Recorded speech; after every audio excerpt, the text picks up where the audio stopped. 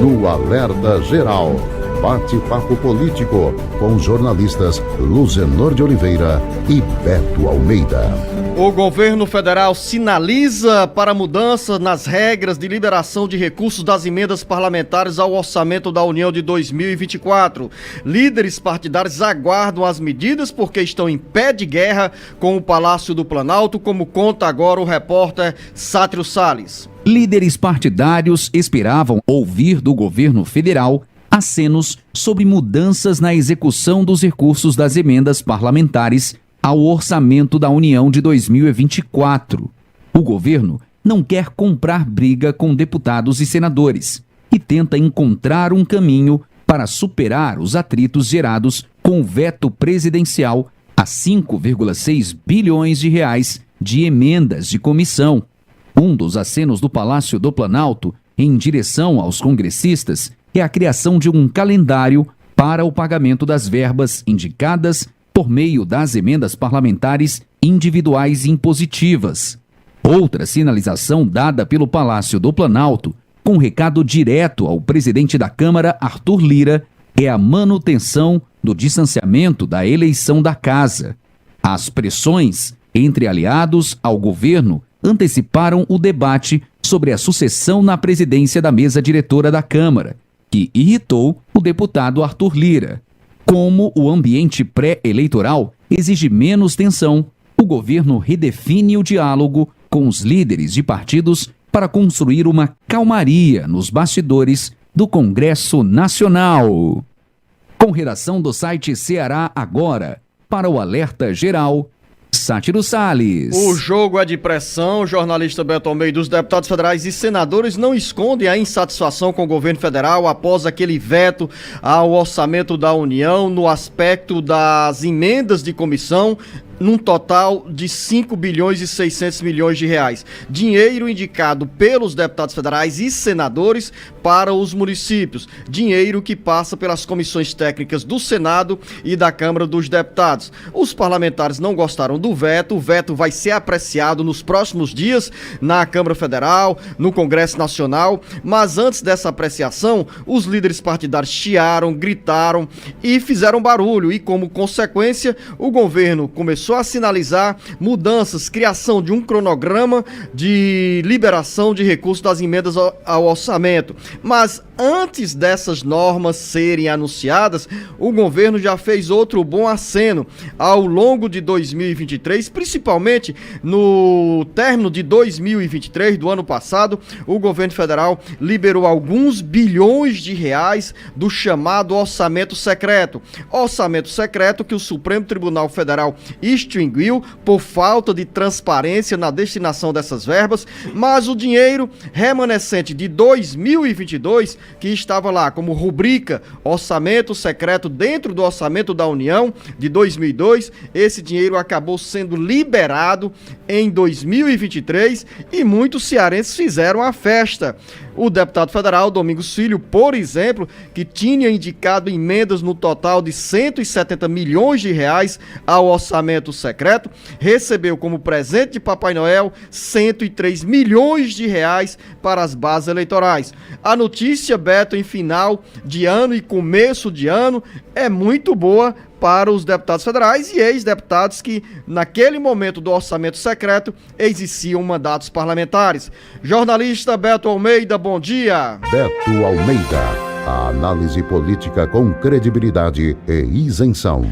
Bom dia, Luzenor, bom dia aos nossos ouvintes. Fica muito claro o seguinte, Luzenor, nada que uma pressão não resolva, principalmente em função dos interesses que existem no Congresso Nacional, claro, que vão em acordo com o que quer o Executivo na aprovação de matérias que estão lá, seja para tramitação, seja para renovar, por exemplo, em relação a matérias que já foram aprovadas, mas que precisam regulamentadas. Agora, fica claro aqui, é uma coisa, Luzenor, os deputados choram naquela linha de que diz o seguinte: quem não chora, não mama. E aí está o exemplo. Essa verba que nós estamos falando falando aqui, ela se refere ainda àquelas verbas do orçamento secreto que foram proibidas pelo Supremo Tribunal Federal no final do governo Bolsonaro, ou seja, 2022. Essas verbas, no entendimento do Supremo Tribunal Federal, elas não deveriam mais ser pagas, não deveriam existir no orçamento da União,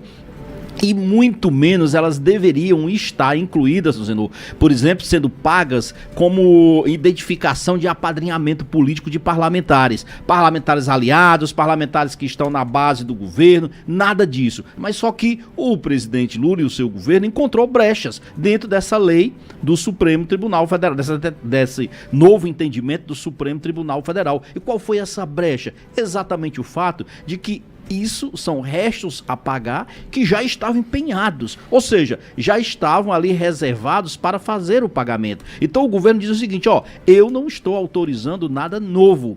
O que estou fazendo aqui é liberar dinheiro que já estava empenhado. Então isso, na realidade, faz uma diferença. Então, agarrando-se nesse aspecto formal do entendimento jurídico em relação ao que foi adotado pelo Supremo Tribunal Federal, no final do ano passado, no apagar das luzes de 2023, foram 5 bilhões e 400 milhões de reais pagos com verbas do orçamento secreto. O orçamento secreto, para quem não lembra, são aquelas verbas que foram incluídas como novidade no orçamento da União, em que as verbas saíam e elas não se sabiam quem estava liberando e para onde iriam. Ou seja, os parlamentares que eram aliados ao governo utilizavam essas verbas do jeito que mais entendiam, que melhor entendiam, indo para os seus currais eleitorais, vamos dizer assim, da melhor forma possível. E aí sim, você disse, olha, 3 cearenses na lista dos, vamos dizer assim, melhores beneficiados. Domingos Neto. Reforçar antes de você nominar esses parlamentares, jornalista Beto Almeida, nessa análise sobre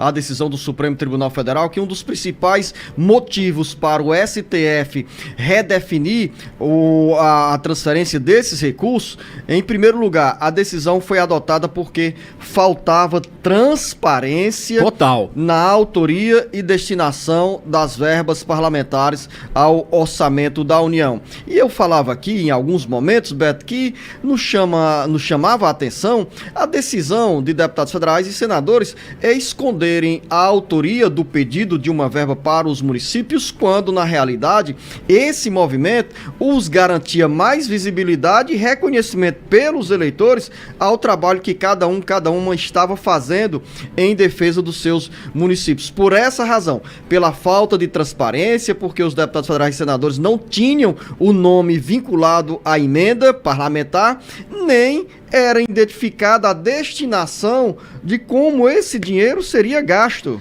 Mas aí é que está o pulo do gato, Luciano. Os parlamentares não estavam nem um pouco incomodados com isso. Pelo contrário, por que se mantinha exatamente essa rubrica no orçamento secreto? No orçamento da União como secreto? Exatamente porque ela não era para todos os parlamentares. Não era uma rubrica que ia independente do parlamentar, independente do partido, independente do posicionamento dele. Pelo contrário, ela ia exatamente para aquela cúpula que estava mais ligada ao Congresso, que estava mais ligada às duas casas, ao Senado e à Câmara dos Deputados. E principalmente daqueles deputados que estavam melhor articulados. Ou seja, o baixo clero não chegava nem perto de ver a cor desse dinheiro, ou quando via, era por outros meios. Além disso, a forma como se chegava secreto, os deputados, quando essa verba chegava nas suas origens, ou seja, nos municípios de seu interesse, eles próprios cuidavam de fazer a divulgação utilizando as redes sociais,